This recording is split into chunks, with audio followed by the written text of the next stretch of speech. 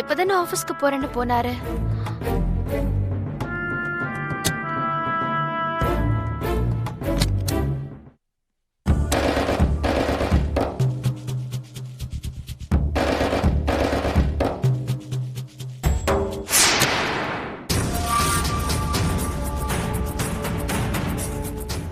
நீங்க? என் பேர் வினோத் மேடம். உங்ககிட்ட கொஞ்சம் பேசணும் மேடம். என்ன பழக்கமே இல்லைன்றா? சொல்லுங்க. எங்க அம்மாவுக்கு ஹார்ட்ல ப்ராப்ளம். அடுத்த வாரம் அம்மாவுக்கு ஆபரேஷன் ஃபிக்ஸ் பண்ணிருக்கோம். சாயங்காலமா வந்தீங்கன்னா என் ஹஸ்பண்ட் இருப்பாரு. என்கிட்ட பணம் எல்லாம் இல்ல. ஐயோ, நான் பண உதவி கேட்டு வரல மேடம். பின்ன எங்க அம்மாவோட blood group AB negative. Operation சமயத்துல அவங்களுக்கு பிளட் தேவைப்பட்டா நீங்க டொனேட் பண்ணி ஹெல்ப் பண்ண முடியுமான்னு தான் கேட்க வந்தேன் மேடம். உங்களுக்கு எங்களோட அட்ரஸ் எப்படி கிடைச்சது?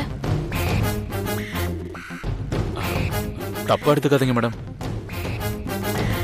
ஏபி நெகட்டிவ் பிளட் குரூப் யாரா இருக்கிட்ட இருக்கோ அந்த அட்ரஸ கலெக்ட் பண்ணி தரவங்க கிட்ட இருந்து நான் வாங்கணும் மேடம்.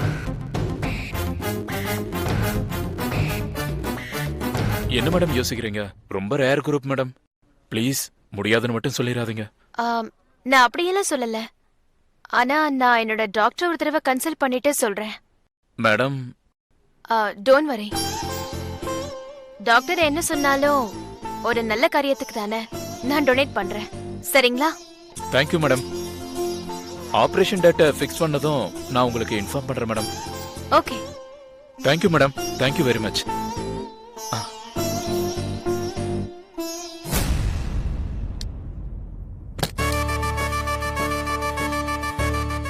ச்சே, தப்பா நினைச்சிட்டோமே.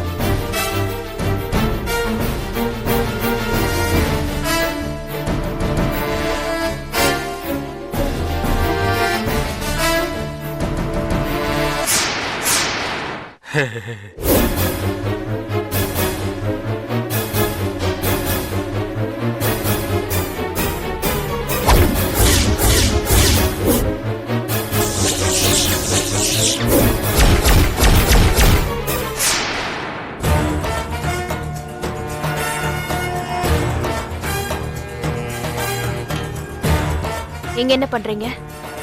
இல்ல அது வந்து இது வந்து ஆபீஸ்க்கு புறப்பட்டு வெளியே போன நீங்க எப்படி உள்ள வந்தீங்க?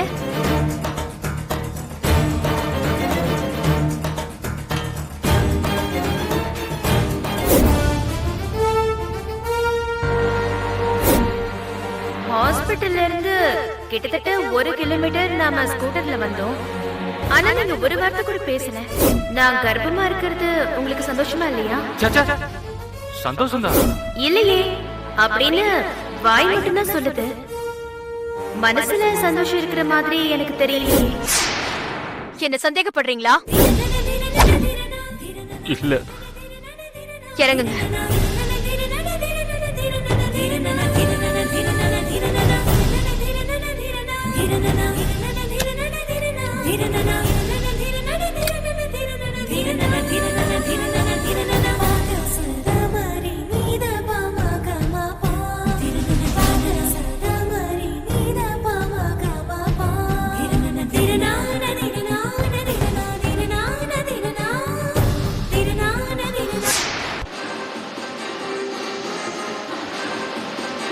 வணக்கம். சற்று முன் கிடைத்த முக்கிய செய்தி. போலீஸ் கமிஷனர் இன்று திடீரென்று தனது பதவியை ராஜினாமா செய்தார். இதுவரை எத்தனையோ பொறுப்புகளில் எந்த கட்சி ஆட்சிக்கு வந்தாலும் தனக்கென்று ஒரு பதவியில் இருந்து வந்த அவர் திடீரென்று இப்படி ஒரு முடிவெடுத்தது காவல்துறையினர் இடையே ஆச்சரியம் நிலவுகிறது. சார் அடுத்து என்ன சார் பண்றது? முதல்ல என் பொண்ணு பத்திரமா வீட்டுக்கு வரணும். இப்ப அதுதான் எனக்கு முக்கியம். சார் அவர் ரிலீஸ் பண்றேன்னு சொன்னாலா? கண்டிப்பா பண்ணுவா. அவளுக்கு தேவை பணம். அது எங்கேயாவது கொண்டு வந்து வைக்க சொல்லுவா. நீங்க முதல்ல அந்த இடத்துக்கு போய் அலர்ட்டா இருந்து அவளை பிடிச்சிட்டு வந்து துண்டு துண்டா வெட்டி நம்ம தோட்டத்திலேயே போயிச்சிடணும்.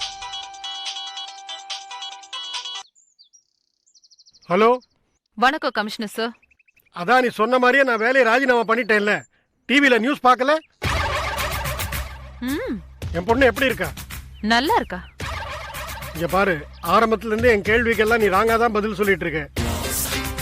உனக்கு தேவை பணம். அப்படியா? அது எனக்கு நல்லா தெரியும். சொல்லி தொலை, அந்த பணத்தை எங்க கொண்டு வரணும்னு. பணத்தை என்கிட்ட கொடுக்கறத விட முதியோர் அனாதை ஆசிரமத்துக்கு கொடுத்து அனுப்புங்க. என்ன சொல்ற நீ? மொத்தமா 15 லட்சம் ரூபாயும் அநாத ஆசிரமத்துக்கும் முதியோர் எழுத்துக்கும் கொடுக்கணுமா? ஆமா. ஏன் எதுக்குன்னு எந்த கிராஸ் கொஸ்டினும் கேட்காம சொல்றத மட்டும் செய்யணும். உங்க பொண்ணு வீட்டுக்கு பத்திரமா வந்து சேரணும்ல? இத செஞ்சிட்டா என் பொண்ண பத்திரமா திருப்பி அனுப்பிச்சிருவேல்ல? அனுப்புவேன், நிச்சயமா அனுப்புவேன். ஆனா ஒரு சின்ன ஜென்டில்மேன் அக்ரிமெண்ட்டுக்கு நீ ஓகே சொல்லணும். என்னவா சார்? இல்ல, என்னதான் அந்த ஜென்டில்மேன் அக்ரிமெண்ட்? புண்ணிய கொடின்னு ஒரு அரசியல்வாதி இது வரைக்கும் 67 கொலைகள் செஞ்சிருக்கான். 10 வருஷத்துக்கு முன்னாடி நீங்க அடையாறுல ஏசிபியா இருந்ததுல இருந்து இப்ப வரைக்கும் அவ செஞ்ச எல்லா கொலைகளுக்கும் நீங்க துணை போயிருக்கீங்க. அந்த எல்லா விஷயமும் எனக்கு தெரியும். இந்த எல்லா விஷயத்தையும் நீங்க ஒத்துக்கிட்டு ஒரு அப்ரூவரா தயாராகணும். என்ன சொல்றீங்க சார்? இத பாரு, புண்ணிய கோடி மகா டேஞ்சரான ஆளு. நீ எங்களை மிரட்டுற மாதிரி அவனெல்லாம் மிரட்டி ஒன்னும் சாதிக்க முடியாது. யார் நீ? மாஃபியாவா? காமெடியா பேசுறீங்க சார்? ஓ சாரி சாரி. என்ன ஓவரா பேசுறீங்க? சிரிப்பு தான் வருது. நான் ஒரு சாதாரண குடும்ப பொண்ணு, நியாயத்தை காப்பாத்த போராடிக்கிட்டு இருக்கேன். If you enjoyed this video, kindly like, share, comment, and for further our interesting videos, subscribe our channel below.